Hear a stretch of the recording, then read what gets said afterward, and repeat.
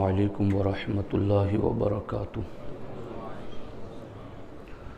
الحمد للہ رب العالمین والصلاة والسلام علی سید الانبیاء والمرسلین وعلی آلہ واصحابہ اجمعین، اما بعد فاعوذ باللہ من الشیطان الرجیم، بسم اللہ الرحمن الرحیم۔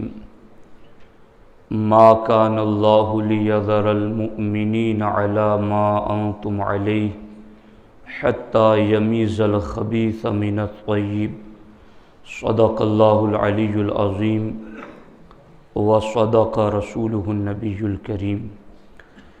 انتہائی احترام و عقیدت کے ساتھ حضور سید المرسلین، خاتم الانبیاء، شفیع المذنبین، رحمت للعالمین، راحت العاشقین، خاتم المعصومین، صلی اللہ تعالی علیہ وآلہ واصحابہ وبارک وسلم کی بارگاہ میں اپنی غلامی کا ثبوت دیں، اور جس طریقے سے میں پڑھا ہوں میرے ساتھ مل کر با ادب با آواز بلند حضور دل کے ساتھ نذرانہ محبت پیش کریں۔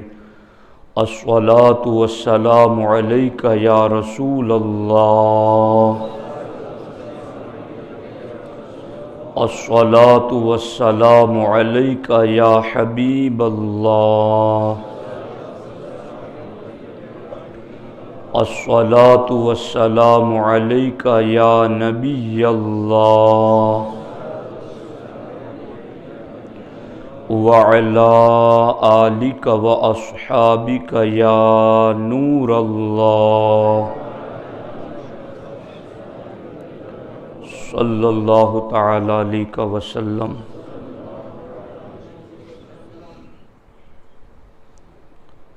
اللہ رب العزت کا بے پناہ فضل و کرم، احسان اور شکر ہے کہ اس رب کی توفیق سے میں اور آپ نماز جمعہ کے لیے مسجد میں حاضر ہیں۔ اللہ ہم سب کی حاضری اپنی بارگاہ میں قبول فرمائے۔ دوستان محترم، آج کا دور فتنوں اور آزمائشوں کا دور ہے۔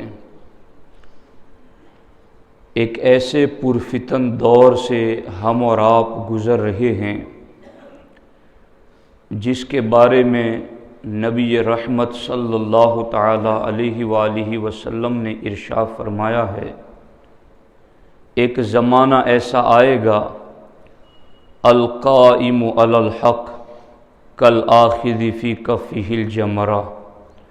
سرکار فرماتے ہیں کہ ایسا زمانہ آئے گا کہ حق پر قائم رہنا ایسا ہوگا جیسے مٹھی میں انگارہ لینا۔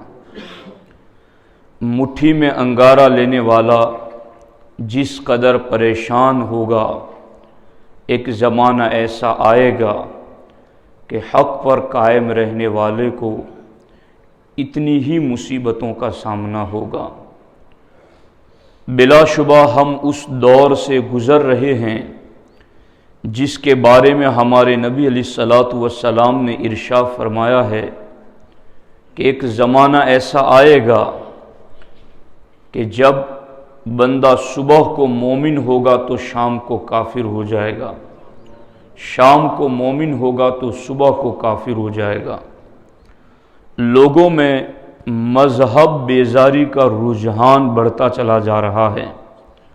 لوگ دین سے اور دینی اصولوں سے، اپنے عقائد و نظریات اور اپنی بنیادوں سے لاپرواہی اور غفلت برت رہے ہیں۔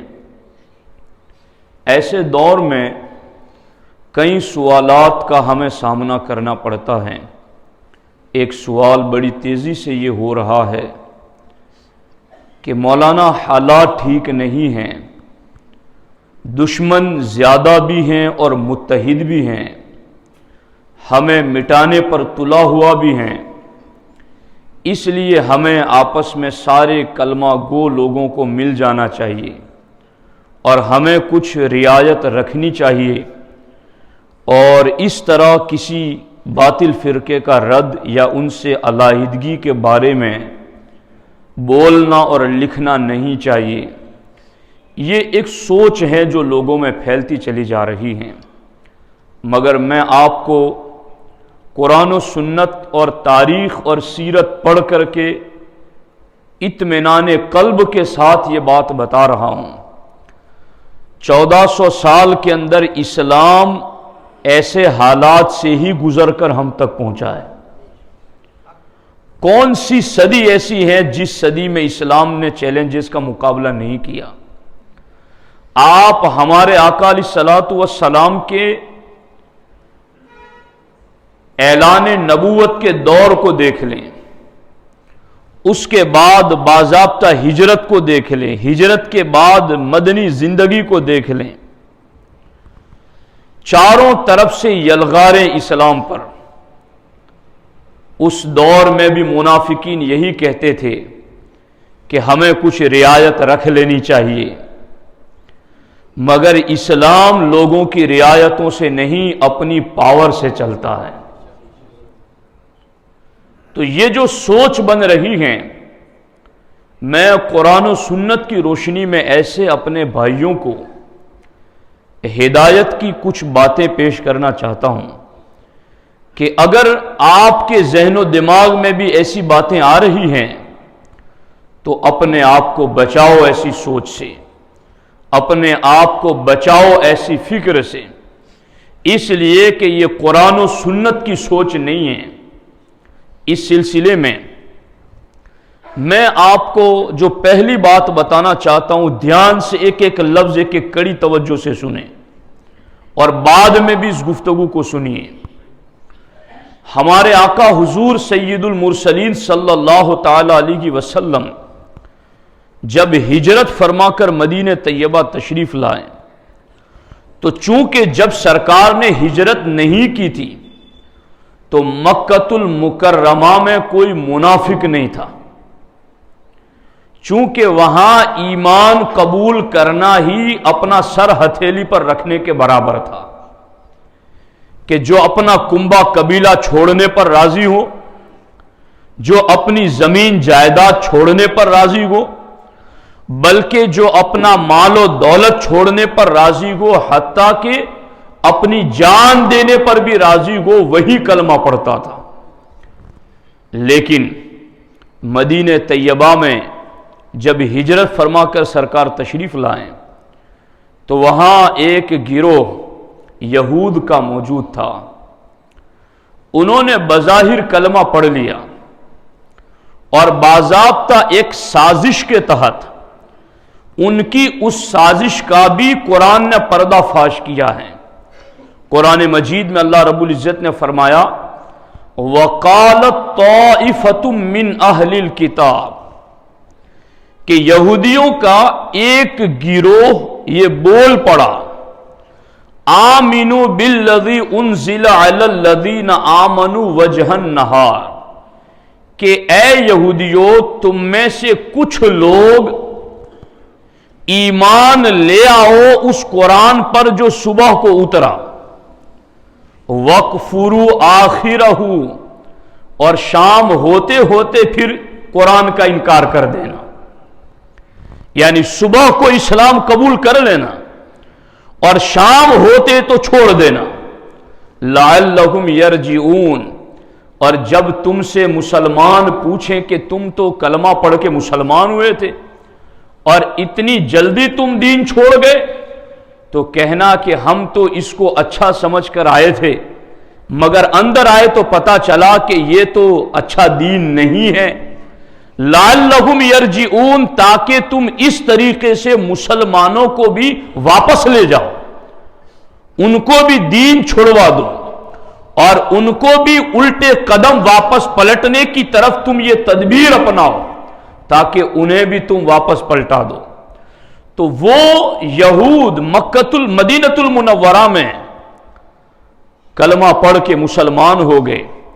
مسلمانوں کو تو ہمارے نبی نے بتایا تھا کہ تم نے مسلمانوں کے ساتھ بہتر سلوک کرنا ہے، تو صحابہ کرام ان کے ساتھ بھی بہتر سلوک کرتے تھے، مگر ان کا مقصد تو لعلہم یرجعون تھا کہ مسلمانوں کو اسلام کے بارے میں شک میں ڈالنا ان کا مقصد تھا، مسلمانوں کے اندر خود فساد پیدا کرنا ان کا مقصد تھا۔ ان کے 3 مقصد اور 3 ہدف خاص تھے۔ ان میں سے پہلا ہدف ان کا یہ تھا کہ جب بھی کوئی نازک مرحلہ آتا تو یہ منافقین کلمہ پڑھنے والے مسلمانوں میں خوف پیدا کرتے، دشمنوں کا ڈر پیدا کرتے۔ ارے تم تعداد میں کم ہو، وہ دیکھو کتنے زیادہ ہے، تمہارے پاس ہتھیار کم ہے، وہ دیکھو ان کے پاس ہتھیار کتنے ہیں۔ یوں یہ یہودیوں کا گروپ کلمہ پڑھ کر کے مسلمانوں میں خوف پیدا کرتا، اور دوسری ان کی سازش یہ ہوتی کہ مسلمانوں کی صفوں میں انتشار پیدا کرتے، مسلمانوں کو آپس میں ٹکرانے والی باتیں کرتے، اور تیسرا کام یہ ہوتا کہ مسلمانوں کی مجلس میں بیٹھ کر راز کی باتیں سنتے اور دشمنوں کو جا کے بتا دیتے تھے۔ یہ کلمہ پڑھنے والے تھے، یہ بظاہر اسلام کا لباس پہنے ہوئے تھے، مگر ان کو یہ ساری سازشیں کرتے رہے، یہاں تک کہ میں آپ کو بتاؤں کہ کوئی مسلمان غریب جب محنت مزدوری کر کے کچھ رقم لا کر اسلام کی مدد کرتا تو یہ منافقین ٹولہ بظاہر اسلام کے لباس میں اس کو تانا دیتا اور کہتا تیرے 5-10 درہموں کی اللہ کو کیا ضرورت ہے۔ اور جب کوئی مسلمان زیادہ مال خرچ کرتا تو یہ لوگوں میں باتیں کرتے کہ یہ تو ریاکاری کے لیے خرچ کر رہا ہے، یہ تو لوگوں کو دکھانے کے لیے خرچ کر رہا ہے۔ یوں جو کم خرچ کرتا اسے بھی تانا دیتے، جو زیادہ خرچ کرتا اسے بھی تانا دیتے۔ باضابطہ حضرت ابو عقیل انصاری رضی اللہ تعالی عنہ، انہوں نے جنگ تبوک کے موقع پر مسلمانوں غور سے اور دل کے کانوں سے سنو، اسلام کتنی قربانیوں سے ہم تک پہنچا ہے، یہ دین و ایمان ہم تک کتنی قربانیوں سے پہنچا ہے۔ سیدنا ابو عقیل انصاری رضی اللہ تعالیٰ عنہ نے جنگ تبوک کے موقع پر رات کے کنویں پر پانی بھرا، رات نکالتے رہے اور اس کے کھیت کو سیراب کرتے رہے۔ صبح کو اس یہودی نے رات بھر مزدوری کے بدلے میں 2 سا کھجوریں دی، تو انہوں نے 1 سا کھجور اپنے گھر والوں کو دی اور 1 سا کھجور بارگاہ رسالت میں پیش کر دی۔ حضور یہ جنگ پر جا رہے ہیں مجاہدین، میں اپنی طرف سے یہ انہیں دے رہا ہوں، میرے پاس زیادہ تو مال نہیں ہے، لیکن میرے آقا میں نے رات بھر محنت کی ہے اور میں اپنے گھر والوں کا حصہ نکال کر باقی جو بچا وہ آپ کی خدمت میں مجاہدین کے لیے لے کر آ گیا۔ جب انہوں نے یہ پیش کیا تو یہ منافق جو کلمہ پڑے ہوئے اسلام میں اسلامی لباس، انہوں نے کہا ان اللہ لغنی من تمری ھذا، اللہ کو تیری ان کھجوروں کی کیا حاجت ہے، اللہ کو ان تیری کھجوروں کی کوئی ضرورت نہیں، یہ اس کو تانا دیا۔ اور پھر جب سیدنا عبد الرحمن ابن عوف رضی اللہ تعالیٰ عنہ نے اپنا آدھا مال بارگاہ رسالت میں پیش کیا تو ان لوگوں نے پھر تانا دیتے ہوئے کہا کہ یہ تو ریاکاری کے لیے خرچ کر رہا ہے۔ تو آپ دیکھو اس طرح سے کلمہ پڑھ کر کہ اسلام کے لباس میں کبھی مسلمانوں میں خوف پیدا کرتے، کبھی مسلمانوں کو دشمن کا ڈرا، کبھی مسلمانوں کو ان کی تعداد کی کمی کے بارے میں بتاتے، کبھی مسلمانوں کے رازوں کو ظاہر کرتے، تو کبھی مسلمانوں کی صفوں میں انتشار پیدا کرتے۔ کوئی تھوڑا دیتا تو اس کو کمی کا تانا دیتے، اور کوئی زیادہ دیتا تو اس کو ریاکاری کا تانا دیتے۔ یہ اس طرح کرتے رہے، اللہ رب العزت کو یہ گوارا نہ ہوا کہ ایسے بد باطن منافقین مخلصین کے ساتھ مل کر کے رہیں۔ رب نے قرآن میں حکم نازل فرمایا ما کان اللہ لیذر المؤمنین علی ما انتم علیہ حتی یمیز الخبیث من الطیب، میرے محبوب تیرے رب کی شان نہیں ہے کہ ایمان والوں کو اسی حالت پر رہنے دے، نہیں، حتی یمیز الخبیث من الطیب، تیرا رب پلید کو پاک سے اور پاک کو پلید سے جدا کر دے گا۔ یہ جو لوگ آج علماء اہل سنت کو کہہ رہے ہیں، جو حق بیان کر کے تمہارا دین و ایمان بچانا چاہتے ہیں، جو تمہارے عقیدے کی فکر کر کے تمہاری قبر بچانا چاہتے ہیں، جو تمہاری پلسرات کو دیکھ کر کے تمہیں حق بتا رہے گئے، تو لوگوں میں یہ باتیں ہو رہی ہیں کہ نہیں جی حالات ٹھیک نہیں ہیں۔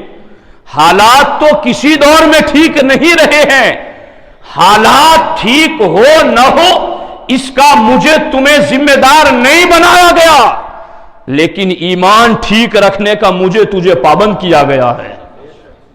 حالات، اور میں یہ کہتا ہوں، بڑی تقریریں اس پر بھی ہوتی ہیں کہ یہ نیکی کرو گے تو برکتیں ہوگی، یہ نیکی کرو گے تو برکتیں ہوگی۔ ارے ساری نیکیاں قبول ہی تب ہوتی ہیں جب عقیدہ ٹھیک ہوتا ہے۔ تو جب نیکیاں کرنے پر برکتیں ہوگی تو ایمان ٹھیک کرنے پر کتنی برکتیں ہوگی۔ اب یہاں غور کیجئے اس چیز کی طرف کہ جب ان لوگوں نے یہ فساد پیدا کیا تو اب ان کو پلیدوں کو پاکوں سے جدا کرنے کا فیصلہ رب نے فرمایا۔ یہ نماز کے لیے مسجد میں بھی آتے تھے، یہ حج کے لیے طواف، یہ جنگوں میں بھی شرکت کرتے، یہ بظاہر جنگ میں جانا ہوتا تو اپنی نذرانے بھی پیش کرتے، مگر ان کا مقصد یہی تھا اندر بنے رہو تاکہ فساد مچا سکو۔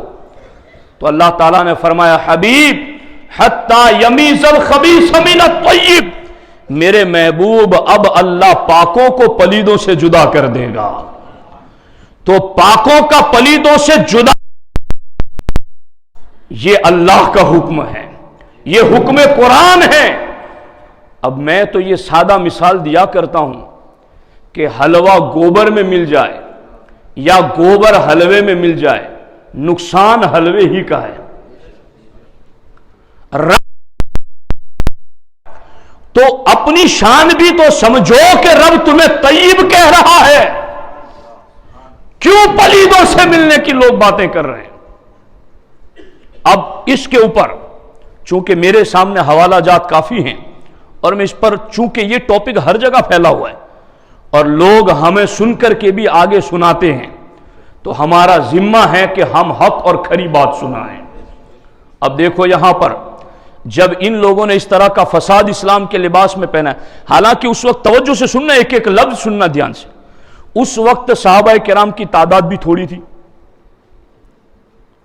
دشمن کتنے زیادہ، سپر پاور طاقت ہے قیصر و کسریٰ کی، ہتھیار بھی کم، کوئی بیلنس بھی نہیں، غریب اتنے کہ کھجورے چوس چوس کر روزہ رکھتے اور اسی پر افطار کرتے۔ ایسے وقت میں اپنی طاقت اور افرادی طاقت یعنی زیادہ دکھانے کی کتنی ضرورت محسوس ہو سکتی تھی۔ آج جیسا لوگ سوچ رہے ہیں کہ ابھی ہمیں ایکتا دکھانے کی ضرورت ہے، ہمیں مل جانے کی ضرورت ہے، ہمیں یہ کہ جہاں دشمن بھی چاروں طرف، تعداد بھی کم، اسلحہ بھی کم، مگر اللہ فرماتا ہے محبوب پلیدوں کو پاکوں کے ساتھ ہم رہنے نہیں دیں گے، انہیں جدا کریں گے۔ اور پھر جدا کس طرح سے کیا؟ اصل میں یہ آیت مبارکہ جو نازل ہوئی، یہ میرے سامنے تفسیر البغوی موجود ہے۔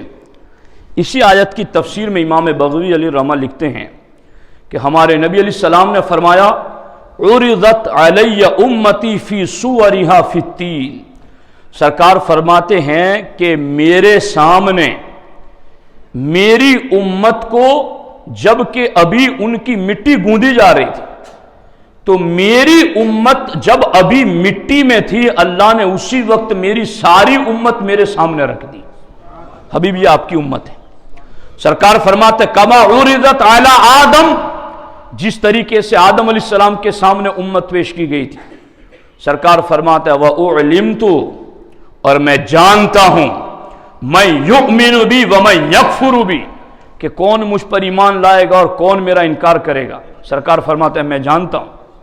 جب ہمارے نبی نے یہ بات کی فبلغ ذلک المنافقین، تو یہ خبر ہوتے ہوتے منافقین تک پہنچی۔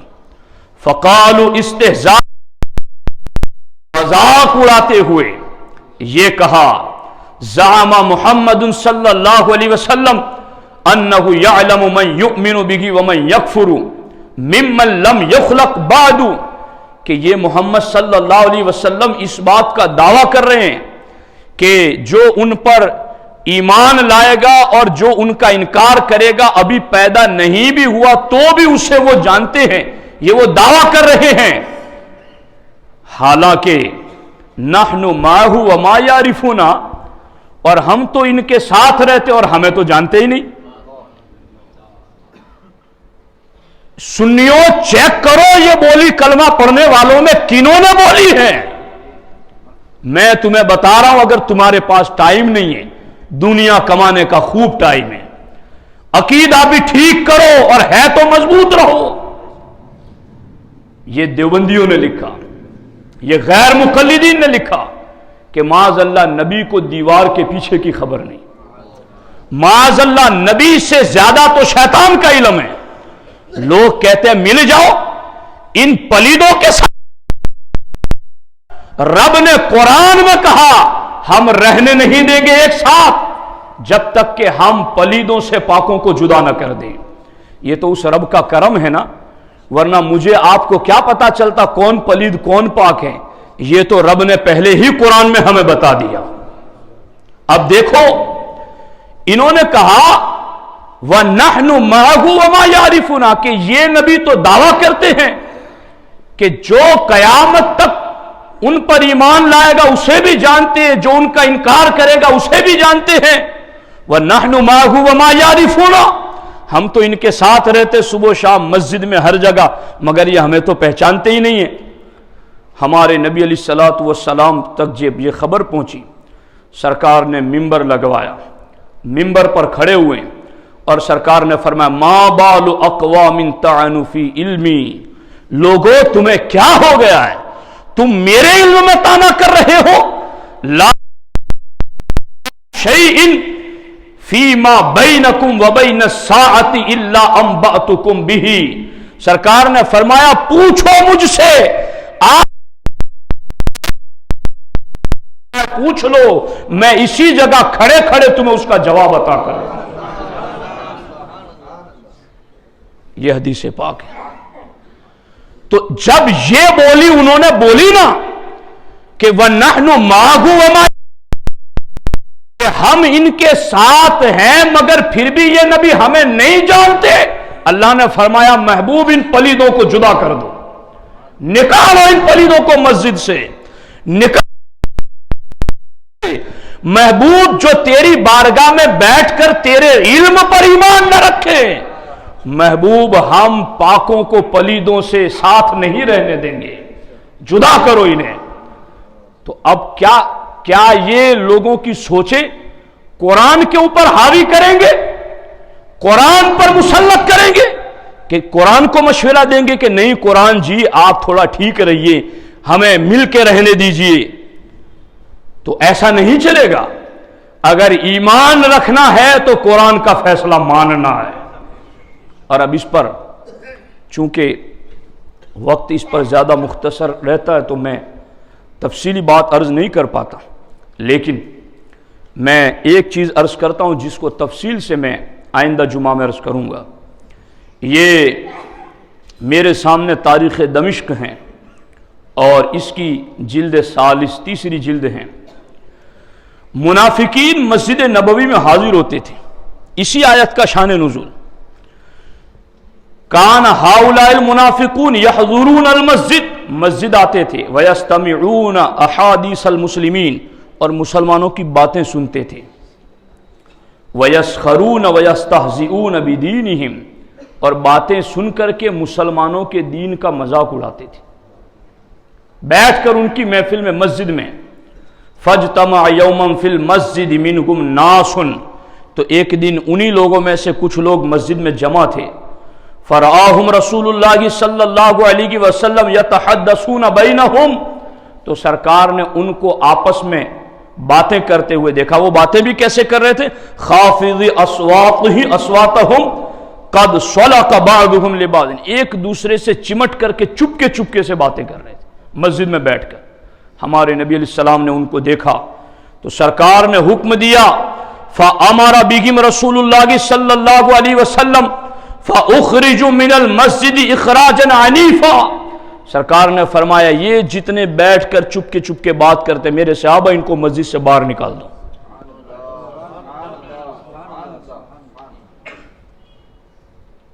یہ رحمت للعالمین نبی کا پیغام ہے۔ تمہیں آگ سے بچا رہے ہیں، قریب نہ جانا ورنہ جل جاؤ گے، ان کو قریب آنے نہ دینا ورنہ آگ میں چلے جاؤ گے۔ اب لوگ اپنی چھوٹی چھوٹی سوچیں دین پر مسلط کر رہے ہیں کہ نہیں جی ایسا نہیں ہونا چاہیے، حالات ٹھیک نہیں ہے۔ حالات کس دور میں ٹھیک تھے؟ ایمان ٹھیک کرو اپنا، ایمان کی برکت سے حالات بھی ٹھیک ہو جائیں گے۔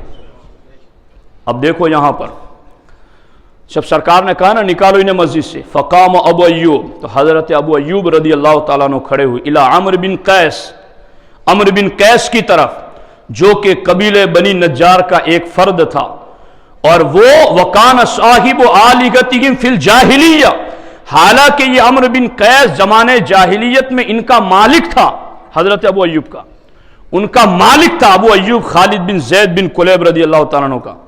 لیکن جب سرکار نے حکم دیا فَأَخَذَ بِرِجْلِهِ فَصَحَبَهُ حَتَّى أَخْرَجَهُ مِنَ الْمَسْجِدِ، اس کو ٹانگ سے پکڑ کے کھینچ کے مسجد سے باہر نکال دیا۔